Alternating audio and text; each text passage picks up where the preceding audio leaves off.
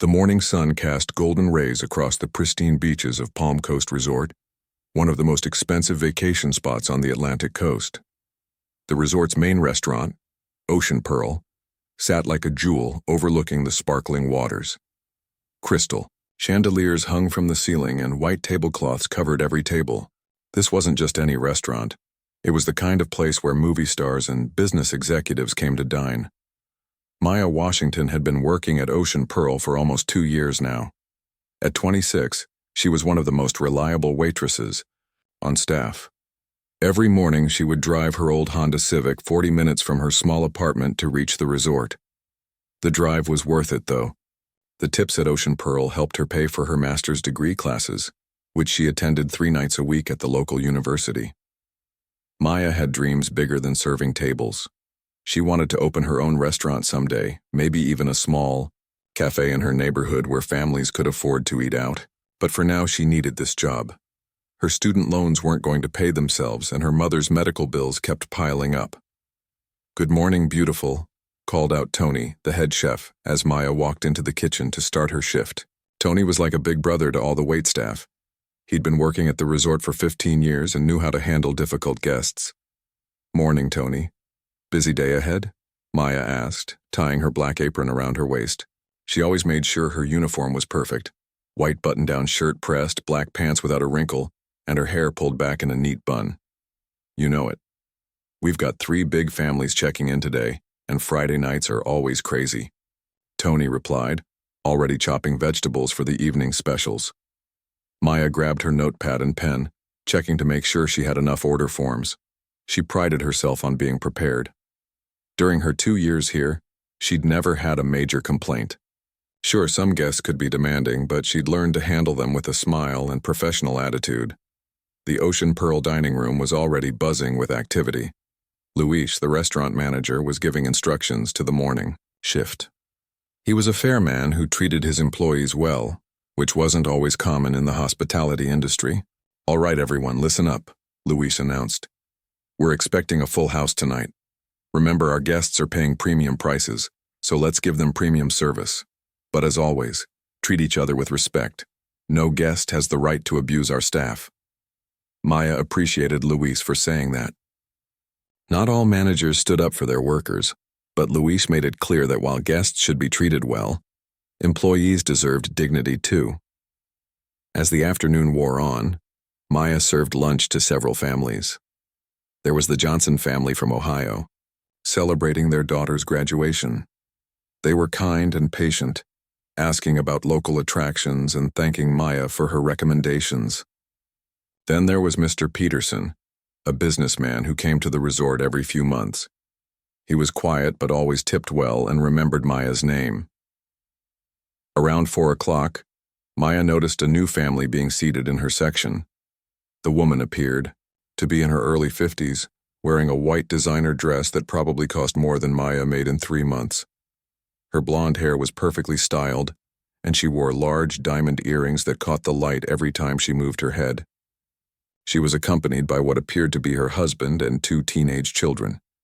The woman surveyed the dining room like she owned it, her eyes scanning every detail with a critical expression. Maya watched her point at their table and say something to the hostess, though she couldn't hear what was being said from across the room. Maya finished taking an order from another table and walked over to greet the new guests. She put on her best professional smile, the one she'd perfected over years of customer service work. "Good evening, and welcome to Ocean Pearl. My name is Maya, and I'll be taking care of you tonight. Can I start you off with some drinks?" The woman looked up at Maya with cold blue eyes. There was something in her expression that made Maya feel uncomfortable, though she couldn't quite put her finger on what it was. "About time someone came over here," the woman said, her voice sharp. "We've been sitting here for at least 5 minutes." Maya glanced at her watch. The family had been seated exactly 2 minutes ago, but she didn't correct the woman. "I apologize for any wait.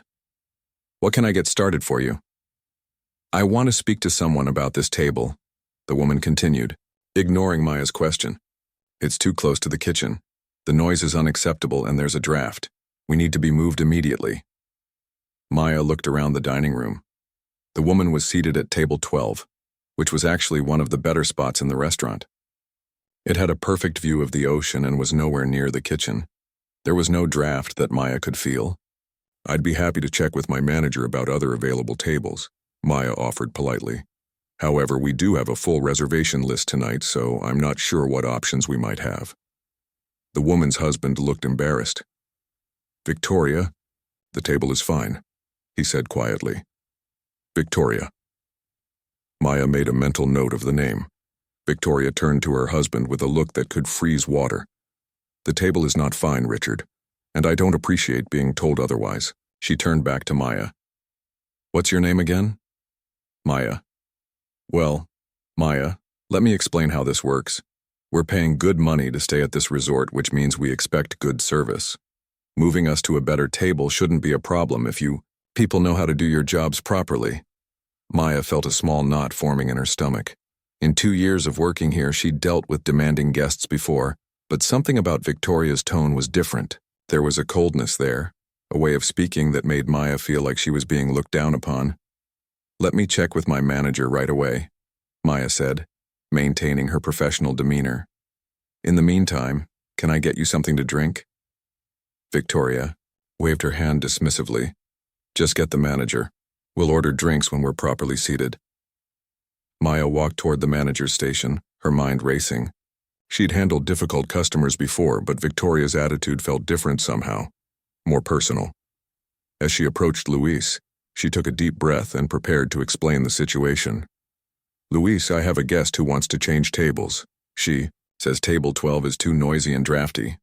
Luis looked confused. "Table 12? That's one of our best tables. Is there actually a problem with it?" "I don't think so," Maya replied honestly, "but she seems very unhappy." Luis sighed. "Let me go talk to her. Maybe I can work something out." As Maya watched Luis walk toward Victoria's table, she couldn't shake the feeling that this was going to be a long evening. Something about the woman's demeanor told her that moving tables wouldn't be enough to satisfy her. Maya had no idea that she was about to face the most challenging night of her career, one that would test everything she believed about dignity, respect, and standing up for herself. The evening had just begun, and already she could sense storm clouds gathering on what should have been a peaceful Friday night at the Ocean Pearl. Maya watched from a distance as Luis approached Victoria's table with his usual calm, professional smile. She could see him gesturing toward other areas of the restaurant, probably explaining the seating situation. Victoria's body language remained rigid, her arms crossed tightly over her chest. After a few minutes, Luis returned to Maya with a slightly strained expression. "I managed to move them to table 8 by the window. The guests there agreed to switch since they were almost finished with their meal anyway." "Thank you, Luis." "I really appreciate that," Maya said, genuinely grateful. Luis always went the extra mile for both his staff and guests. "Just keep an eye on that table tonight, okay? Something tells me this might not be the end of it," Luis warned quietly before walking away to handle other restaurant business. Maya helped the family move to their new table, carrying their water, glasses, and bread basket. Victoria didn't thank her or even acknowledge the effort. Instead, she immediately began inspecting the new location like a health inspector looking for violations. "This lighting is too dim," Victoria announced, squinting at the menu. "And why is it so cold over here? Don't you people know how to regulate the temperature in this place?" Her husband, Richard, looked around uncomfortably. "Honey, it feels fine to me. Maybe we could just order our drinks now?" Their teenage daughter, who looked about 16, seemed more interested in her phone than the conversation. Their son, maybe 18, was staring out at the ocean, clearly wanting to be anywhere else. "The temperature is not fine, Richard," Victoria snapped. "And the service has been terrible so far. We've been here 20 minutes and haven't even ordered drinks yet." Maya bit her tongue. They'd actually been seated for less than 10 minutes, including the table change. But arguing with guests was never a good idea, no matter how wrong they were. "I apologize for any inconvenience," Maya said smoothly. "What can I get you to drink this evening?" Victoria finally looked at the beverage menu, taking her time as if each decision was life-changing. I want a martini, but it needs to be made exactly right. Grey Goose vodka, not the cheap stuff. Extra dry, 3 olives, and the glass needs to be chilled properly. Can your bartender handle that, or should I lower my expectations? Our bartender is excellent. I'll make sure he knows exactly how you like it. Maya replied, writing down the specific instructions. I'll have a beer, Richard said quickly, as if trying to speed things along. Whatever you have on tap is fine. The teenagers both ordered sodas. Maya noticed that neither Victoria's husband nor her children seemed comfortable with her behavior. The daughter kept looking around nervously, probably worried that other diners were watching their table. Maya headed to the bar to place the drink order. Carlos, the bartender, had been working at the resort for 8 years and had seen every type of guest imaginable. Let me guess, Carlos said with a knowing look. The lady in white wants everything perfect? Pretty much. Grey Goose martini, extra dry, 3 olives, chilled glass. She specifically mentioned not using cheap vodka. Carlos chuckled. Got it. Don't worry, I'll make it perfect. Some people just need to feel important, you know? While Carlos prepared the drinks, Maya checked on her other tables. The Johnson family was finishing their dessert and seemed delighted with everything. Mr. Peterson had already paid his bill and left a generous tip, as usual. A young couple celebrating their anniversary was just getting their main courses and looked happy with their romantic window seat. Maya wished all her tables could be like those, but she knew that working in hospitality meant dealing with all kinds of people. Most guests were wonderful, but there was always the occasional challenging one. She returned to Victoria's table with the drinks on a tray, being extra careful with the martini. As she set it down in front of Victoria, the woman immediately picked it up and took a sip, her face scrunching up in displeasure. This is completely wrong, Victoria declared loudly, pushing the glass away like it was poison. This isn't Grey Goose and it's not dry enough. Take it back and tell your bartender to make it properly this time. Maya was confused. She'd watched Carlos make the drink, and she knew he'd used Grey Goose. She'd seen him pull the bottle from the top shelf, but she also knew that arguing would only make things worse. Of course, I'll have him remake it right away. I apologize for the mistake. As Maya reached for the glass, Victoria continued her complaints, her voice getting louder. This is exactly what I expected from a place like this. You hire people who don't know how to do their jobs and then act surprised when paying customers are dissatisfied. Other diners were starting to look over at their table. Maya felt her cheeks burning with embarrassment, but she kept her professional composure. I'll get you a new martini immediately. Make sure you do. And while you're at it, explain to your bartender that some of us actually know the difference between good vodka and bottom-shelf garbage. Maya returned to the bar, feeling frustrated but trying not to show it. Carlos looked surprised when she explained the situation. That's impossible, he said, showing her the Grey Goose bottle. I used this exact bottle, and I made it extra dry, just like she asked. But no problem, I'll make another one exactly the same way. When Maya brought the second martini to the table, Victoria barely tasted it before shaking her head again. Still wrong. Clearly your bartender doesn't understand what extra dry means. Just forget it. Bring me a glass of your most expensive white wine instead, and make sure it's properly chilled. At this point, Maya realized that nothing she brought would satisfy Victoria. This wasn't about the drinks or the table or the temperature. Victoria seemed determined to find fault with everything, certainly. May I tell you about our wine selection? Maya offered. Just bring me something good. I'm sure you can figure that out, can't you? As the evening progressed, Victoria found new things to complain about. The bread was too cold. The water glasses weren't full enough. The music was too loud, then too quiet when it was adjusted. Each complaint was delivered with increasing rudeness, and Victoria's voice kept getting louder. Maya noticed that other servers were giving her sympathetic looks. Even some of the guests at nearby tables seemed uncomfortable with Victoria's behavior. But Maya kept doing her job, refilling water glasses, bringing fresh bread, and trying to accommodate every request. The breaking point came when Maya was refilling Victoria's water glass. She'd done this hundreds of times without incident, but as she poured, Victoria suddenly gestured wildly to make a point to her husband. Her arm knocked into Maya's hand, causing a few drops of water to splash onto the white tablecloth. Are you kidding me right now? Victoria exploded, standing up so quickly that her chair nearly fell over. Look what you've done. You've ruined our table. Maya stared at the tiny water spots barely visible on the white cloth. I'm so sorry. Let me get you a fresh tablecloth right away. A fresh tablecloth? Do you think that fixes everything? Do you have any idea how much this dress costs? What if water had gotten on it? The entire restaurant seemed to go quiet. Maya could feel dozens of eyes watching the scene unfold. Her heart was pounding, but she tried to stay calm. Again, I sincerely apologize. The water didn't get on your dress, but I understand you're upset. Please let me make this right. Victoria's face was red with anger now, and Maya could see something ugly in her eyes that went far beyond annoyance about spilled water. This was about to become something much worse than a difficult customer complaint. You people are all the same, Victoria hissed, her voice dripping with contempt. Incompetent and careless. I want to speak to the manager immediately, and I want you fired. Maya felt like she'd been slapped. The words "you people" hung in the air like a dark cloud, and everyone within earshot understood exactly what Victoria meant. This wasn't about customer service anymore. This had become something personal and ugly. The storm that Maya had sensed earlier was about to break, and she was standing right in the center of it.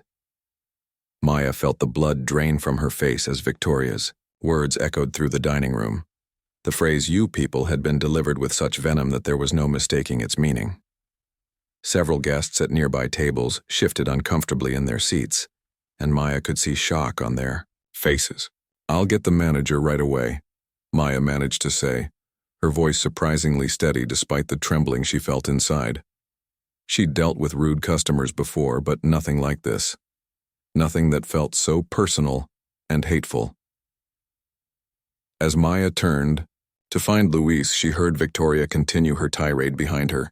This is exactly the problem with places like this. They hire people who don't belong in fine dining establishments. Look at this mess she's made. Maya's hands were shaking slightly as she walked toward the manager's station. She'd worked so hard to build a good reputation at this restaurant. She was studying for her master's degree. She was professional. She was kind to everyone. But Victoria was treating her like she was nothing, like she didn't deserve basic respect.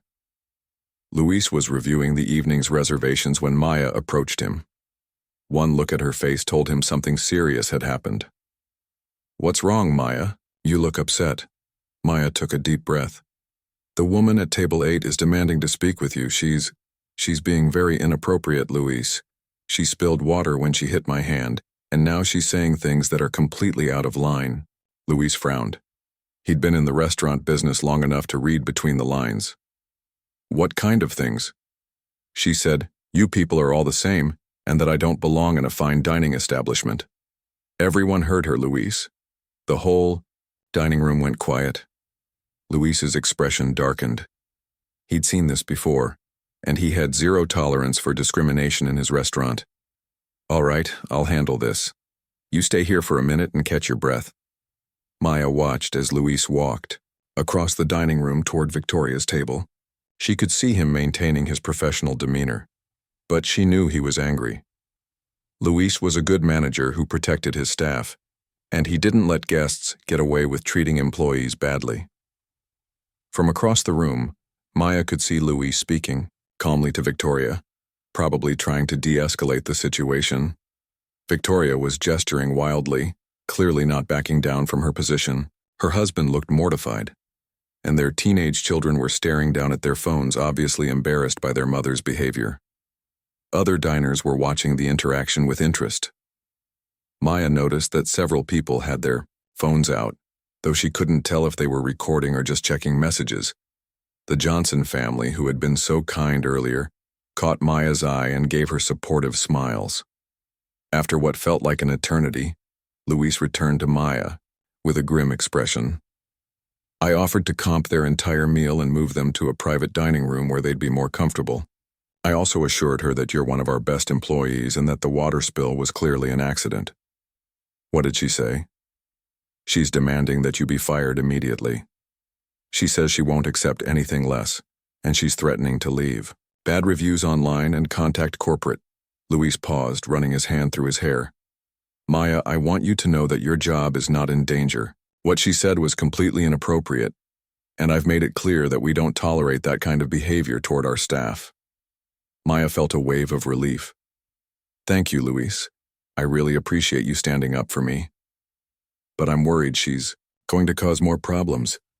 She's refusing to calm down and she's getting louder. I don't want this to ruin the evening for our other guests. As if on cue, Victoria's voice carried across the dining room again. This is unacceptable. I'm a paying customer and I demand satisfaction. That girl has no business working in a place like this. Luis sighed deeply. I'm going to try one more. Time to resolve this peacefully. If she continues to be disruptive, I'll have to ask them to leave. Maya nodded, grateful that Luis was handling the situation. She tried to focus on her other tables, but it was hard to concentrate with Victoria's voice cutting through the restaurant's atmosphere. The woman seemed determined to make everyone as miserable as she was. 20 minutes passed with Victoria, continuing to complain loudly about everything from the service to the food, to the quality of staff the restaurant employed. Her family looked increasingly uncomfortable, and other diners were starting to ask their servers about the disturbance. Maya was delivering dessert to the Johnson family when she heard Victoria's voice rise to a new level. I want that girl brought over here right now. I have something to say to her. Luis approached Maya with an apologetic look. She's insisting on speaking to you directly. I told her it wasn't necessary, but she won't let it go. I'll be right there with you, okay? Don't let her intimidate you. Maya's stomach clenched, but she nodded. She'd done nothing wrong, and she wasn't going to hide from this woman. Taking a deep breath, she walked toward Victoria's table with Luis beside her. You wanted to speak with me? Maya said, keeping her voice calm and professional. Victoria stood up from her chair, her face flushed with anger. Yes, I do. I want you to know that your behavior tonight has been completely unacceptable. You've ruined our family dinner with your carelessness and incompetence. Maya could feel the entire restaurant watching them. I apologize if you feel that way. I've done my best to provide good service tonight. Your best? Victoria laughed harshly. Your best is clearly not good enough for an establishment like this. People like you should stick to places more suited to your abilities. The racist implication hung in the air like poison. Maya felt her face burning with humiliation and anger. She'd worked so hard to get where she was, studying late into the night, working double shifts to pay for school, always treating everyone with respect and kindness, and this woman was trying to reduce her to nothing more than the color of her skin. Ma'am, I'm going to have to ask you to stop. Luis intervened firmly. This kind of language is not acceptable in our restaurant. Don't tell me what's acceptable, Victoria snapped, whirling around to face Luis. I'm the customer here, I'm paying your salary. Actually, you're not paying my salary, Luis replied calmly. And no amount of money gives you the right to speak to my employees this way. I'm going to ask you and your family to leave. Victoria's mouth dropped open in shock. Excuse me? You're throwing us out? Do you have any idea who I am? Do you know how much money my family spends at places like this? I don't care who you are, Luis said firmly. Everyone in this restaurant deserves to be treated with respect, including my staff. Please gather your belongings.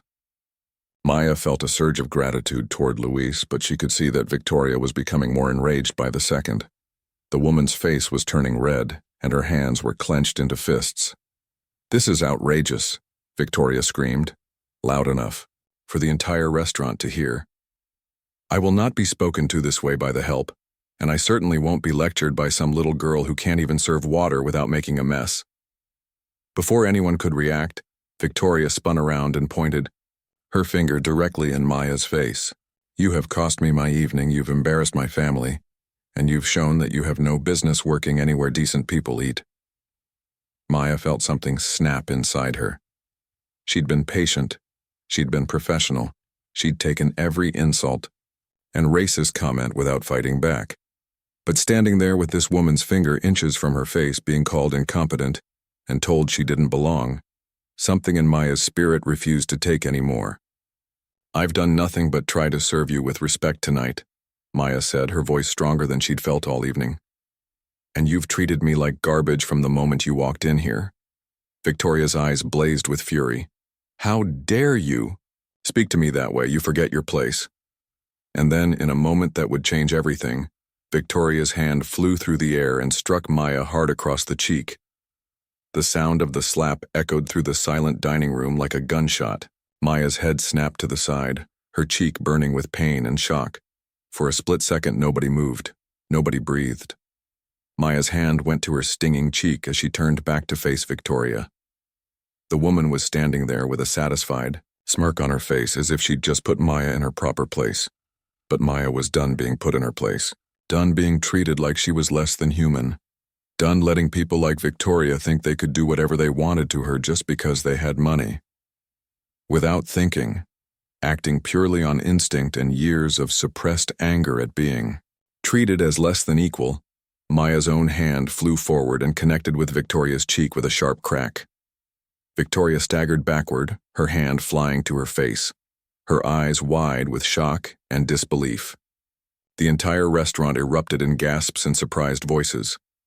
You hit me," Victoria stammered, as if she couldn't believe that someone she'd just assaulted had the audacity to defend herself. Maya stood there, her hand still tingling from the contact, her heart pounding like a drum. She'd never hit anyone in her life, but she wasn't sorry. Not even a little bit. The silence that followed seemed to last forever. Two women staring at each other across a divide that had just become unbridgeable. The dining room erupted into chaos. Victoria stood frozen, her hand pressed against her cheek where Maya had slapped her back. Her mouth hung open in complete shock, as if the very idea that someone would defend themselves against her was impossible to understand. "She assaulted me," Victoria screamed at the top of her lungs, her voice cracking with disbelief. "Did you all see that? This person just hit a customer. I want her arrested immediately." Maya's heart was pounding so hard she could hear it in her ears. She looked down at her own hand, hardly believing what had just happened. She'd never been in a physical fight in her life. She'd always been the type to walk away from confrontation, to turn the other cheek, to keep the peace. But something about being slapped in front of a room full of people had awakened something in her that she didn't even know existed. Luis stepped between them quickly, his face pale but determined. "Everyone needs to calm down right now. Victoria, please step back. Maya, are you okay?" Before Maya could answer, Victoria pushed past Luis and got right in Maya's face again. "I am pressing charges. Do you hear me? You cannot put your hands on a paying customer. I don't care what kind of establishment this is supposed to be." "Ma'am, you hit her first," Luis said firmly. "I saw it, and so did half the restaurant. You assaulted my employee." "That's different," Victoria shrieked, spittle flying from her lips. She was being disrespectful. She needed to be taught a lesson. Words hung in the air like a confession. Several guests at nearby tables gasped audibly. Maya felt sick to her stomach. Victoria had just admitted in front of dozens of witnesses that she believed she had the right to hit someone for being disrespectful. "Mom, please stop," Victoria's teenage daughter whispered, tears streaming down her face. "Everyone is staring. Please, just stop." But Victoria was beyond reason now. "No, I will not stop. This is exactly what's wrong with the world today. People like her think they can talk back to their betters without consequences. People like me." Maya found her voice, surprised by how steady it sounded. "What exactly do you mean by that?" Victoria's face twisted with ugly anger. "You know exactly what I mean. You people always play the victim when you're called out for your behavior." The racist language was now unmistakable to everyone in the restaurant. Maya heard several guests murmur in disgust. She also noticed that at least 4 people had their phones out, recording everything that was happening. Richard, Victoria's husband, finally stood up from his chair. His face was bright red with embarrassment. "Victoria, that's enough. We're leaving. Now." "We are not leaving," Victoria snapped at him. "Not until this girl is fired and arrested." "Yes, we are," Richard said, his voice firmer than it had been all evening. "Kids, get your things. We're going back to the room." The teenage son quickly stood up, clearly eager to escape the scene. The daughter was crying harder now, covering her face with her hands. "Mom, why are you acting like this?" she sobbed. Victoria ignored her family's distress completely. She turned to address the entire restaurant, her voice carrying to every corner of the room. "I want everyone here to witness what happened. This waitress attacked me without provocation. I want you all to remember that this is the kind of service you get at Ocean Pearl." "Actually," said a voice from across the room, "we all saw exactly what happened." Maya turned to see Mr. Chen, an elderly man who'd been dining quietly with his wife near the window. He was standing up now, his face serious but calm. "We all saw you hit this young lady first," Mr. Chen continued, "and we heard every word you said to her. The racist comments, the threats, everything." "Racist?" Victoria laughed harshly. "I never said anything racist. You're all just looking for excuses to defend her inappropriate behavior." "Ma'am," called out another voice. This time it was Jennifer Walsh, a local business owner who ate at the restaurant regularly. "I recorded the whole thing on my phone. You definitely hit her first, and you definitely made racist comments. Multiple times." Victoria's face went white. You recorded this?" "We all did," said another guest, holding up his phone. "The whole thing is right here. Her trying to do her job. You getting more and more abusive, you hitting her and her defending herself." Maya felt a wave of relief wash over her. She'd been so worried that it would be her word against Victoria's, but apparently multiple people had witnessed and even recorded the entire incident. Luis pulled out his radio to call resort security. "Security to Ocean Pearl dining room, please. We have a situation that needs immediate attention." "You can't call security on me," Victoria protested. "I'm the victim here." "No, ma'am, you're not," Luis replied calmly. "You assaulted my employee, used racist language, and caused a major disturbance in my restaurant. Security is coming to escort you out." Victoria looked around the room desperately, as if searching for someone who would support her version of events. But every face she saw was looking at her with disgust or disappointment. Even her own family was backing away from her. "This is insane," Victoria said, her voice getting higher and more hysterical. "I demand to speak to the general manager. I demand to speak to corporate. You people can't treat me this way." "There's that phrase again," Maya said quietly but loud enough for everyone to hear. "You people." Victoria's face flushed red again. "I don't know what you're implying, but I'm not—" "Yes, you are," interrupted Mrs. Thompson, an older black woman who'd been dining with her grandson. "Honey, we all heard exactly what you said and exactly how you said it. You're not fooling anyone." Two security guards entered the dining room, walking quickly toward the commotion. Maya recognized both of them. Kevin and Mike, two guys who'd always been friendly and professional in their interactions with the restaurant staff. "What's the situation, Luis?" Kevin asked, surveying the scene. "This guest assaulted one of my waitresses," Luis explained. "We have multiple witnesses and video evidence. She also used racist language and has been causing a disturbance for over an hour." Victoria immediately turned to the security guards with a completely different demeanor, suddenly trying to appear calm and reasonable. "Officers, there's been a terrible misunderstanding. I was assaulted by this waitress, and now they're trying to cover it up by throwing me out." "We're not officers, ma'am," Mike said patiently. "We're resort security. And we're going to need you to come with us while we sort this out. I'm not going anywhere until someone arrests that girl." Victoria pointed at Maya dramatically. "She committed assault and battery on a customer." Kevin looked at Luis questioningly. "Do you want to tell us what really happened?" Luis quickly explained the entire situation, from Victoria's initial complaints to the racist comments to the physical assault. As he talked, several guests chimed in to confirm his account. "I got it all on video," Jennifer Walsh said, holding up her phone. "Clear as day. She hit the waitress first." Victoria's face went through a series of expressions: shock, anger, panic, and finally, a kind of desperate calculation. "Those videos are probably fake. People can fake anything these days. It's my word against theirs." "Ma'am," Kevin said gently but firmly, "we're going to need you to come with us now. We can review any video evidence back at the security office." "I want to call my lawyer," Victoria demanded. "I know my rights." "You're absolutely free to call anyone you want," Mike replied. "But you're going to do it away from this dining room. You've disrupted these people's meals long enough." As the security guards moved to escort Victoria out, she made one last desperate attempt to control the narrative. "This is all a setup," she called out to the dining room. "They're protecting her because they don't want a lawsuit. Don't believe their lies." But no one was buying it. The other guests were already turning back to their meals, shaking their heads in disgust at Victoria's behavior. Her own family followed behind the security guards, her husband muttering apologies to other diners as they passed. Maya stood in the middle of the dining room, still trying to process everything that had just happened. Her cheek still stung from where Victoria had slapped her, and her hand was still tingling from slapping back. She felt like she was in some kind of dream or nightmare. Luis put a gentle hand on her shoulder. "Maya, are you okay? Do you need to sit down for a minute?" "I think I'm okay," Maya said, though her voice was shaky.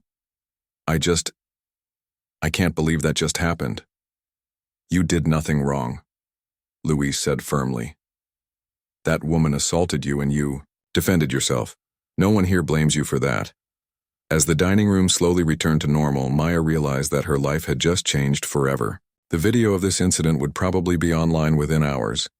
Everyone would see what had happened. She just hoped they would understand that sometimes when someone pushes you too far, you have to push back.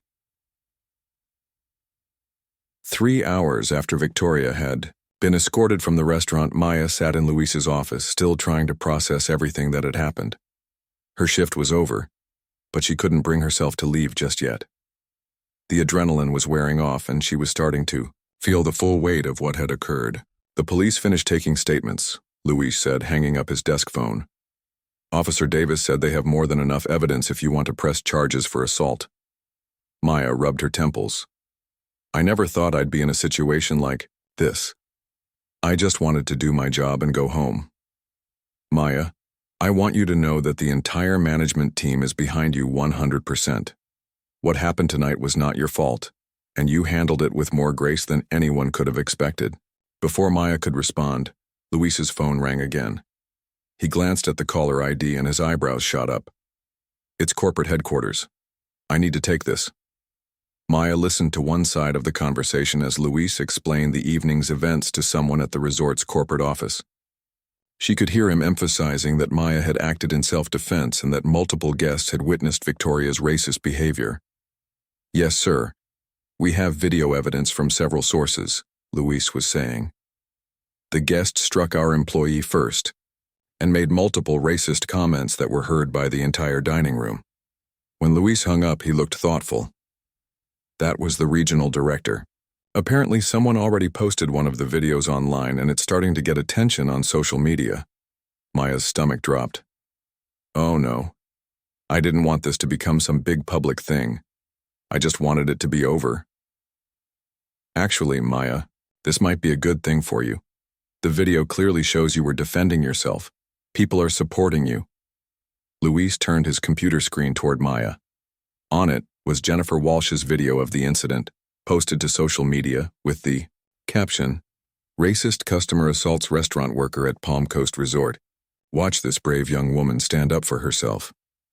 The video had already been shared hundreds of times, and the comments were overwhelmingly supportive of Maya. People were praising her for defending herself and condemning Victoria's behavior. "I can't believe this is really happening," Maya said, scrolling through the comments. "People are saying I'm brave, but I don't feel brave. I feel like I just snapped." "Sometimes standing up for yourself requires snapping," Luis replied gently. "You took abuse for hours before you finally defended yourself.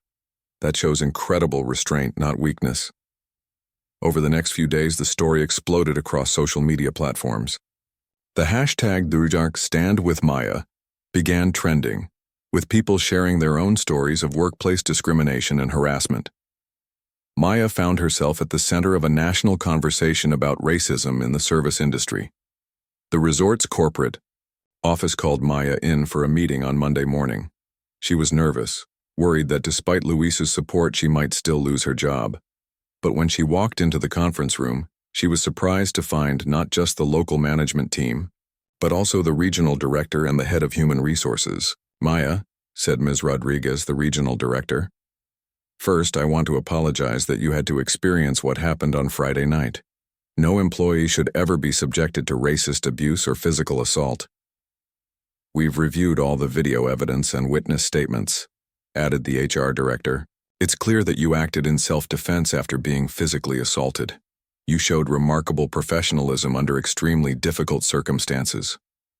Maya felt relief wash over her. "So I'm not being fired?" "Fired." Ms. Rodriguez looked shocked. "Maya, we want to promote you.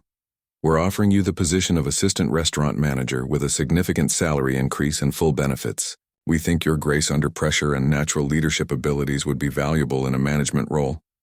Maya's mouth fell open. Are you serious?" "Dead serious," Ms. Rodriguez continued.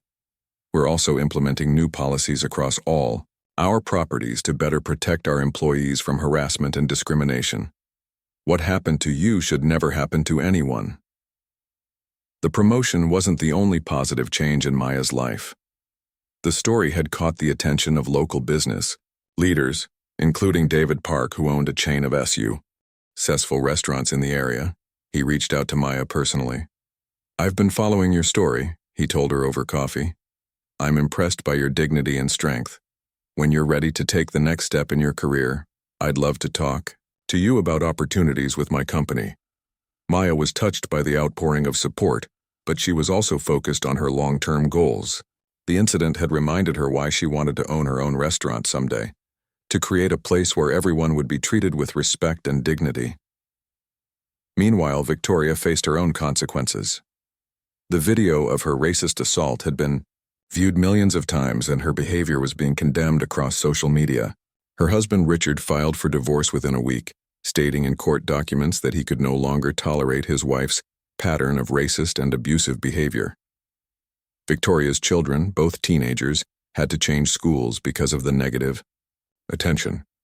Her daughter posted a public apology on social media, saying she was deeply ashamed of her mother's actions and expressing support for Maya. The resort permanently banned Victoria from all their properties worldwide. Several other hotel chains followed suit after the story gained national attention. Victoria tried to do damage control by posting her own video claiming she was the real victim, but it only made things worse when people saw her trying to justify her actions. Legal consequences followed as well. Maya decided to press charges for assault, and Victoria was convicted in criminal court.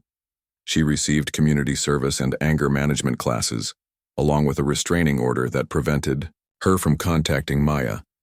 Victoria also faced a civil lawsuit. Maya's attorney argued that the assault was motivated by racial animus, making it a hate crime under state law. The case was settled out of court for a substantial amount that helped Maya pay off her student loans and put money aside for her future restaurant. But perhaps the most significant consequence was the conversation the incident sparked about racism in the service industry. Restaurant workers across the country began sharing their own stories of mistreatment and discrimination. Several states passed new laws strengthening protections for service workers against harassment and abuse. Maya used her unexpected platform to advocate for these workers. She gave interviews talking about the importance of treating all people with dignity regardless of their job or background. "Nobody should have to choose between their paycheck and their self-respect," Maya said in one television interview. "Service workers are human beings who deserve the same respect as anyone else." 6 months after the incident, Maya was thriving in her new management role. She'd also started taking business classes with an eye toward eventually opening her own restaurant. The experience had taught her that sometimes you have to fight for respect, but it had also shown her the power of community support. One evening, as Maya was closing up the restaurant, she reflected on how much her life had changed. The scared young woman who had been slapped by a racist customer was gone, replaced by someone who understood her own worth and wasn't afraid to defend it. She thought about Victoria sometimes, wondering if the woman had learned anything from the experience. Maya hoped so, because hate only hurt the person carrying it. As for herself, Maya had learned that standing up for yourself wasn't just about personal dignity. It was about making the world a little better for everyone who came after you. The incident at Ocean Pearl had lasted only a few minutes, but its impact would be felt for years to come. Maya had discovered her own strength. The community had shown its support for justice, and hopefully, some small progress had been made in the long fight against discrimination. Most importantly, Maya had learned that sometimes when someone tries to put you in your place, the best response is to show them that your place is standing tall with dignity and pride.